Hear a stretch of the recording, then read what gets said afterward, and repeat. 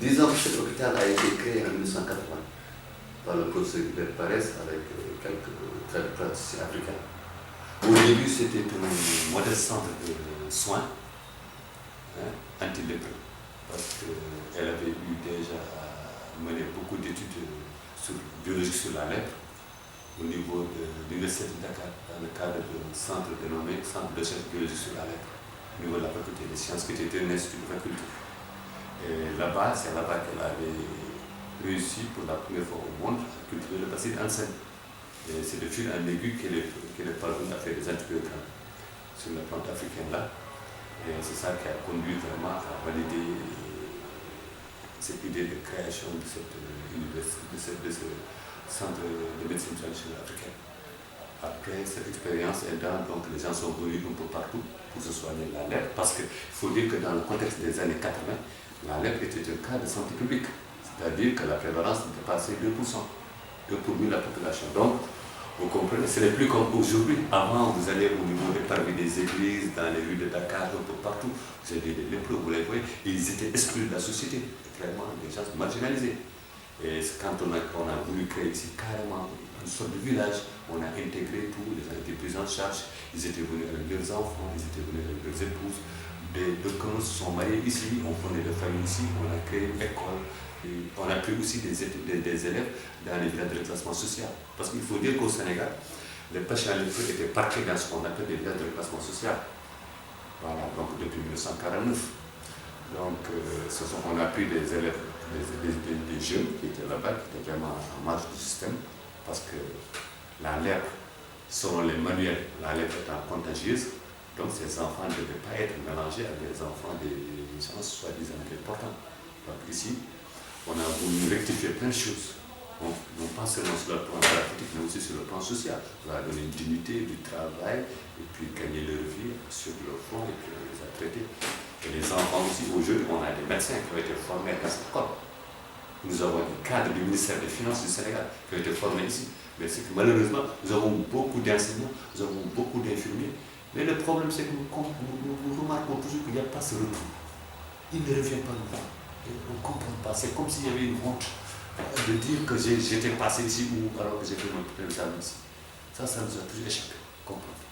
Mais ceci dit, maintenant l'expérience a évolué. Dans les années 2004, l'État du Sénégal a décidé de redimensionner le terrain.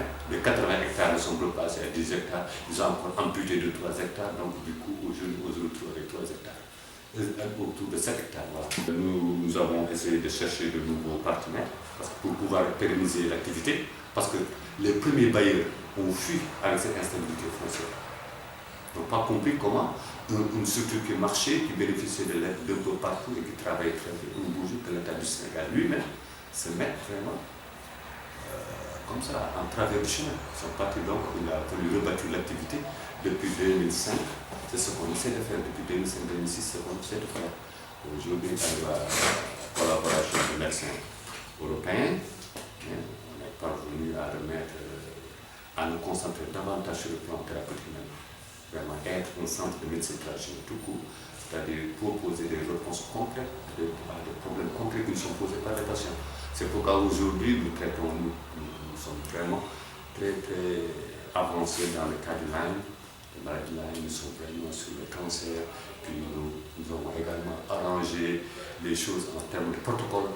Il ne s'agit plus, ça une approche plus holistique de la maladie, une approche plus générale de la maladie, non pas simplement donner un produit pour une maladie. En gros, nous en sommes là, nous faisons du social maintenant.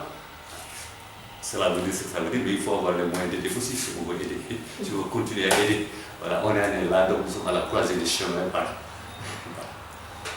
Donc là, on a ici des patients, par exemple, on a des malades de la rue, c'est-à-dire des lépreux. On les appelle maintenant des malades de la rue, ils viennent ici, ils prennent gratuitement les médicaments.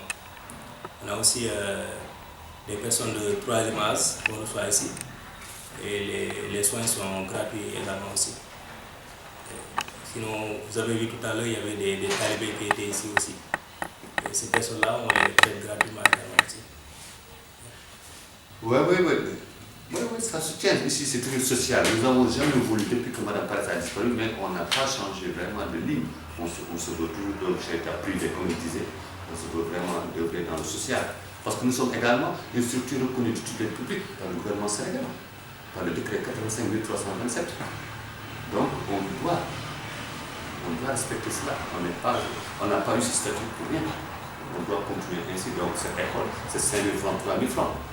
Donc c'est pour aussi aider beaucoup parce que nous sommes dans un environnement défavorisé. Maintenant, ok, il y a de nouvelles cités, des gens qui viennent habiter, de nouvelles constructions, mais à la base, les populations diminuées qui sont là, tout autour. Dans les quartiers traditionnels qui sont là, c'est des gens qui sont diminués. Oui, donc là, on a noté qu'il y a eu beaucoup de plantes qui commencent à disparaître. Donc là, il a fallu créer un jardin pour pérenniser ces plantes-là. Donc là, il fallait aller dans les forêts, faire des récoltes, venir le transplanter ici aux jardins.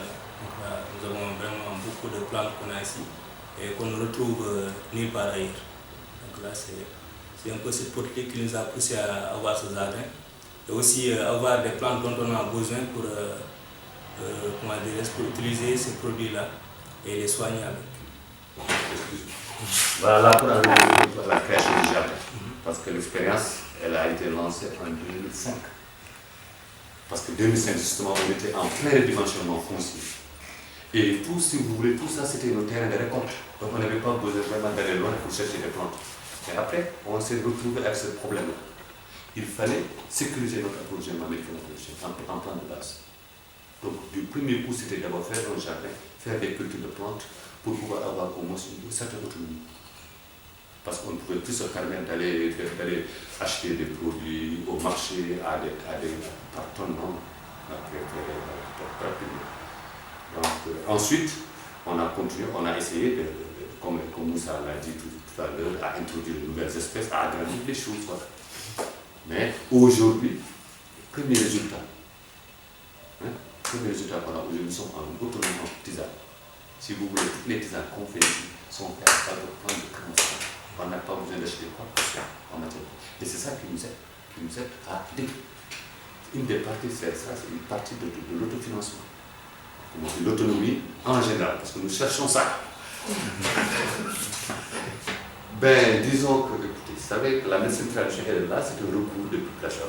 L'OMS dit que plus de 80% de la population africaine a recours à la médecine traditionnelle. Mais c'est que nous-mêmes, nous, à Kermassar, notre réalité, c'est que les autres, ici, nous sommes une structure de dernier recours. Ça, il n'y a rien à faire, c'est comme ça les choses. Les gens vont partout, ils trouvent rien après, c'est mal qu'ils connaissent la politique. Donc ça veut dire que les gens qui vont souvent connaissent très bien ce dont ils souffrent, et connaissent très bien les maladies, donc nous n'avons qu'à mettre en œuvre la consultation. C'est maintenant que ça commence à aller, parce que maintenant il y a des médecins qui nous envoient des patients. Par exemple, à l'hôpital Dantec, il y a un dermatologue qui nous envoie parfois ses patients. Et il y a aussi un médecin libanais qui envoie aussi des gens qui ont des hémorroïdes. Ça commence à aller, il y en a qui ont compris ce qui se passe. Bon, ça c'est l'école de l'hôpital traditionnel de Kermassar.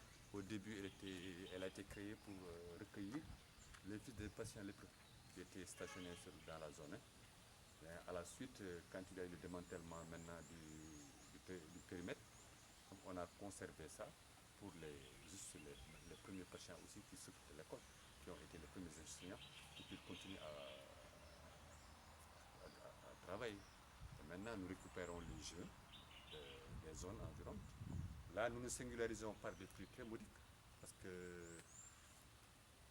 de CM1 à CM2, c'est CE2, CM1, CM2, c'est 5 000 francs. CI, CP et CE, c'est 3 000 francs.